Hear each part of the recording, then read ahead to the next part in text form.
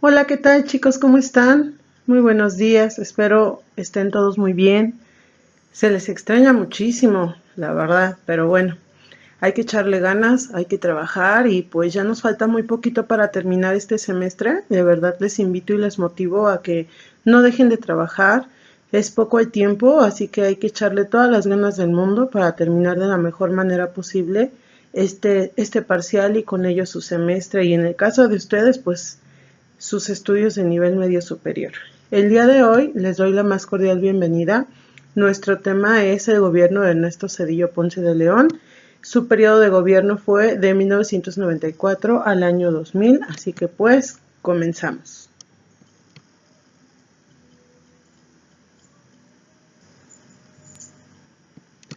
Lo primero de lo que vamos a hablar justamente es pues de la parte biográfica. Él nace el 27 de diciembre del año de 1951 en la Ciudad de México. Es hijo de una familia de clase media. Esto de alguna manera los obliga a él y a su familia cuando tenía 3 años en mudarse a Mexicali, justamente a una zona de escasos recursos en la que crece y vive prácticamente toda su infancia. Regresa a la Ciudad de México hasta la etapa de nivel bachillerato.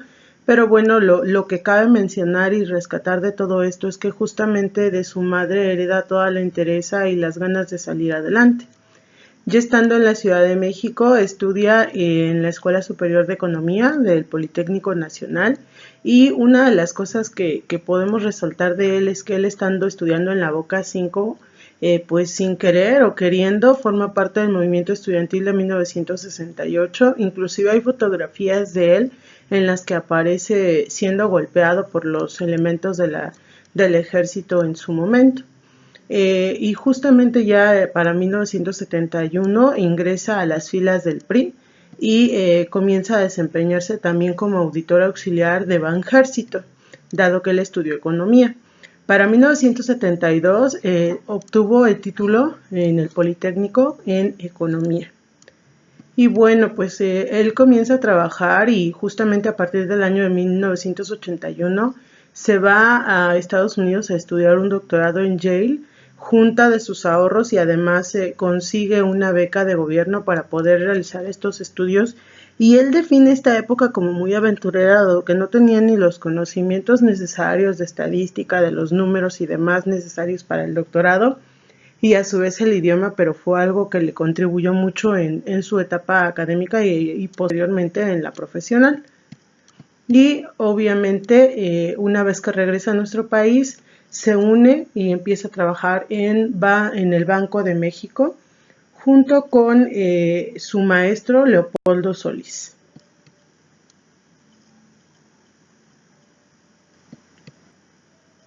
Bueno, ya hablando un poquito sobre la parte política, en el año de 1988 es nombrado como secretario de Programación y Presupuesto. Posteriormente, en el 92, como secretario de Educación Pública, y para el 93 es nombrado como coordinador de campaña de Luis Donaldo Colosio. Sabemos muy bien que en marzo de ese mismo año es ejecutado Colosio, y pues es Carlos Salinas de Gortari quien lo designa como candidato a las elecciones de ese mismo año, donde contiende con Cuauhtémoc Cárdenas por el PRD, con Cecilia Soto por el PT, con Diego Fernández de Ceballos por el PAN y obviamente él encabezando al PRI. Las elecciones se llevan a cabo de manera normal y pacíficas y al final él resulta ganador con un 48% de los votantes.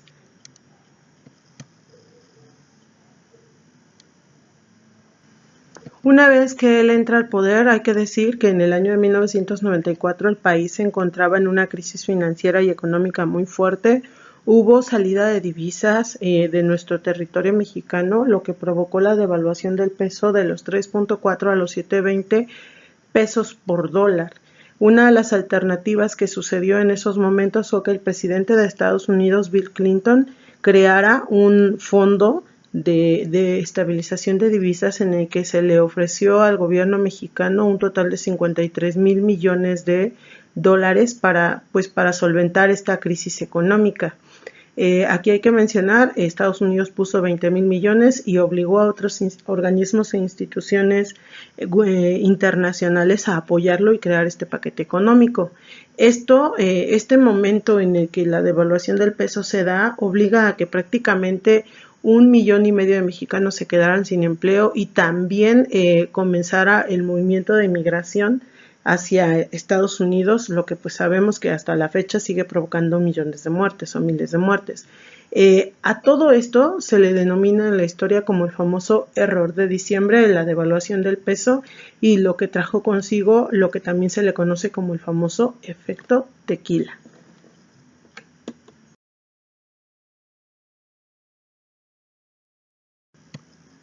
Ahora vamos a hablar de la parte que él generó. Una vez que se da cuenta pues de que la deuda ha crecido, a partir del año de 1995 al 96 tuvo que privatizar la mayor parte del sistema ferroviario y las comunicaciones vía satélite.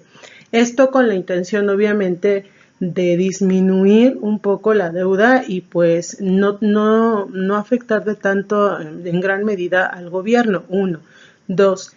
También se generó una crisis bancaria, por lo tanto él recurrió a la creación del FOBAPROA, que no es otra cosa más que el Fondo Bancario de Protección al Ahorro. ¿Qué hizo con esto?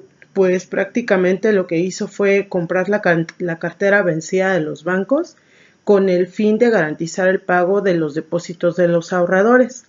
Esto pues de alguna manera provocó muchísima controversia, dado que pues en lugar de beneficiar en su momento afectó a la economía del país, pero muchos afirman que de no haber hecho este movimiento el país hubiera vuelto en una crisis un tanto superior o mayor a la que ya existía. Y pues desafortunadamente sabemos que siempre va a haber alguien que se aproveche de la situación y en este caso algunos banqueros se aprovecharon de ello, pues se enriquecieron con el dinero que el gobierno les facilitó y para esto él también se dio cuenta de ello y él decía pues desafortunadamente en mi periodo no había leyes para remitir a las autoridades a los delincuentes de cuello blanco y crea el IPAB, que es el Instituto de Protección al Ahorro Bancario. Y bueno, esto forma parte de alguna manera de la primera mitad del sexenio de este presidente. Una vez iniciado la segunda parte del sexenio, considera y empieza a otorgar sólidos fundamentos macroeconómicos. Él trabaja con una disciplina fiscal fuerte y también de alguna manera promueve acuerdos comerciales con la Unión Europea y alrededor de 28 países del mundo, con la intención de aumentar las exportaciones y la parte de inversión hacia nuestro país y mejorar con ello pues la economía del mismo que le permitió que en el año de 1997 se pagara por adelantado préstamos justamente de los que Estados Unidos le había otorgado al país.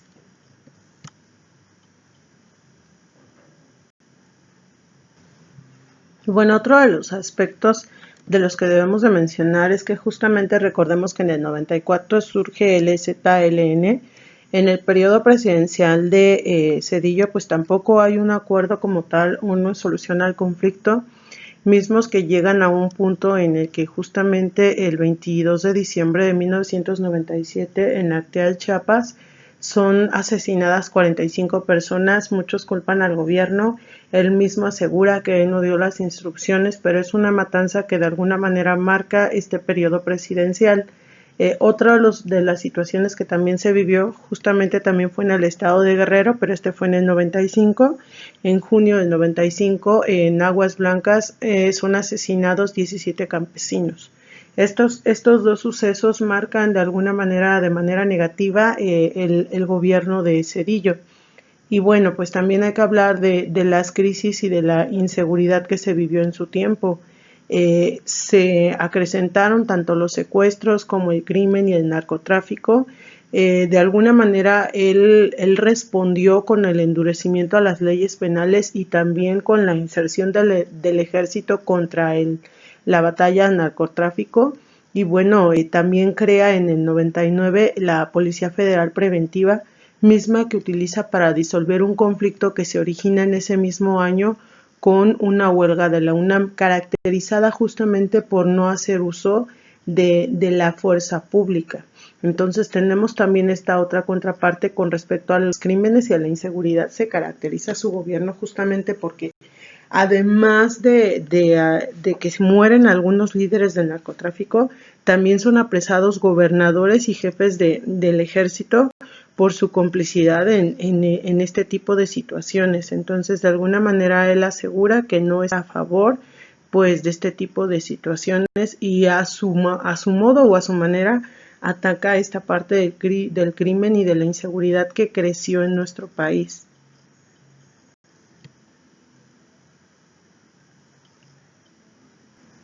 Y bueno, pues vamos a hablar ahora de lo que pasó en la separación del gobierno con Carlos Salinas de Gortari. Se llevaba una línea en la que los presidentes no se metían con expresidentes. Desafortunadamente aquí él culpaba a Salinas de la devaluación del peso y a su vez hubo una declaración en un noticiero de Salinas informando que todo lo sucedido en el famoso error de diciembre pues había sido culpa de él. Ese mismo día que se atreve a hacer esas declaraciones, casualmente el hermano de Carlos Salinas, Raúl Salinas, es detenido y es nombrado autor intelectual del asesinato de Francisco Ruiz Massieu. Y pues prácticamente Zedillo se fue muy fuerte en declaraciones diciendo que no se iba a permitir la corrupción y en absolutamente nadie, motivo por el cual Salinas sale del país. Y bueno, pues también vamos a mencionar algo sobre lo que fue la debacle del PRI, la debilitación de a partir del 95 y 96 perdió elecciones en Guanajuato, Baja California, Tabasco y Jalisco, y a su vez pues él estaba consciente de que el robar o hacer fraude electoral daba una mala impresión al extranjero, por lo que en julio del 95 promueve una reforma que le brinda autonomía al IFE y ya no va a ser justamente el gobierno quien meta las manos en las elecciones. El golpe más fuerte lo recibe cuando pierde la jefatura del Distrito Federal en manos de Cuauhtémoc Cárdenas. Aquí hay varias modificaciones. Anteriormente a él, el presidente decidía quién era el precandidato o el candidato para las siguientes elecciones presidenciales. Él decide no hacerlo y convoca a elecciones internas, gana Francisco Labastida y pues sabemos muy bien que en las elecciones del año 2000 tenemos como contendientes a tres personajes importantes, Vicente Fox, Francisco Labastida y Cuauhtémoc Cárdenas. Y aquí es donde se rompe por completo porque él mismo es quien sale a las cámaras y dice quién es el ganador, dando como inicio la parte democrática de nuestro país o dando inicio a la democracia en nuestro país. Chicos, esto es todo, espero que haya quedado claro. Tengan todos un excelente día, saben que se les extraña, hasta luego.